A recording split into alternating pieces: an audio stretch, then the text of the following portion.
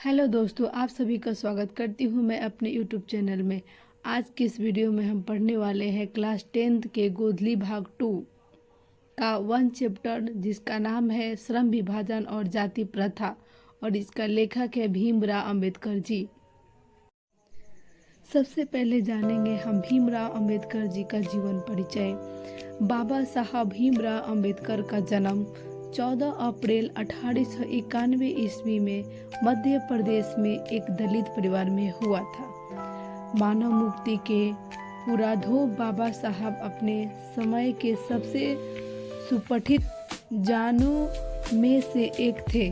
प्राथमिक शिक्षा के बाद बड़ौदा नरेश के प्रोत्साहन पर उच्चतर शिक्षा के लिए न्यूयॉर्क और अमेरिका, फिर वहां से लंदन, इंग्लैंड गए। उन्होंने सांस्कृतिक का धार्मिक, पौराणिक और पूरा वैदिक वर्णमय अनुवाद के जरिए पढ़ा और इतिहास, सामाजिक क्षेत्र में अनेक मौलिक स्थापनाएं प्रस्तुत की।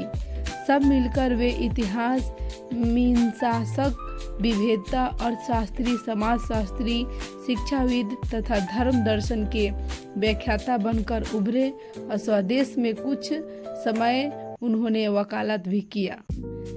समाज और राजनीति में बेहद सक्रिय भूमिका निभाते हुए उन्होंने अछूतों, स्त्रियों और मजदूरों को मानवीय अधिकार व सम्मान दिलाने के लिए अथक संघर्ष किया।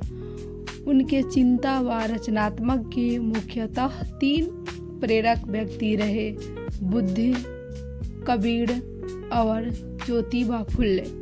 भारत के संविधान निर्माण में उनकी महती भूमिका और एक कनिष्ठ समर्पण के कारण ही हम आज उन्हें भारतीय संविधान का निर्माता कहकर श्रद्धांजलि अर्पित करते हैं।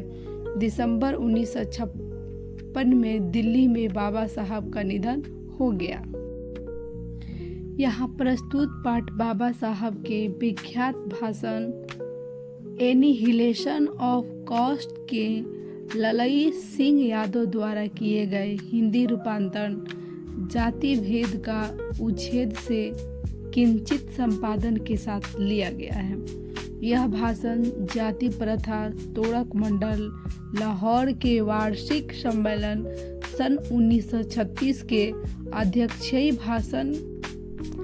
भाषण के रूप में तैयार किया गया था, परंतु इसकी क्रांतिकारी दृष्टि से आयोजकों की पूर्णतः सहमति न बन सकने के कारण सम्मेलन स्थगित हो गया और यह पढ़ा न जा सका। बाद में बाबा साहब ने इसे स्वतंत्र पुस्तिका का रूप दे दिया।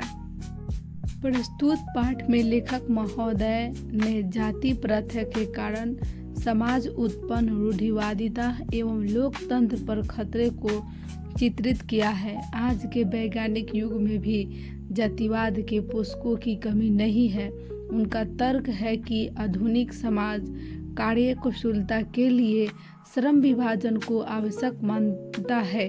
चूंकि जाति प्रथा भी श्रम विभाजन का दूसरा रूप है, परंतु जाति प्रथा के कारण श्रमिकों का अस्वाभाविक विभाजित वर्गों को एक दूसरे की अपेक्षा ऊंच नीच भी करार देती है, जो विश्व में किसी भी समाज में नहीं पाया जाता है। अस्वाभाविक श्रम विभाजन के कारण मनुष्य स्वतंत्र रूप से अपनी पेशा का चुनाव नहीं कर सकता है। माता पिता के सामाजिक स्तर के अनुसार पेशा निर्धारित कर दिया जाता है।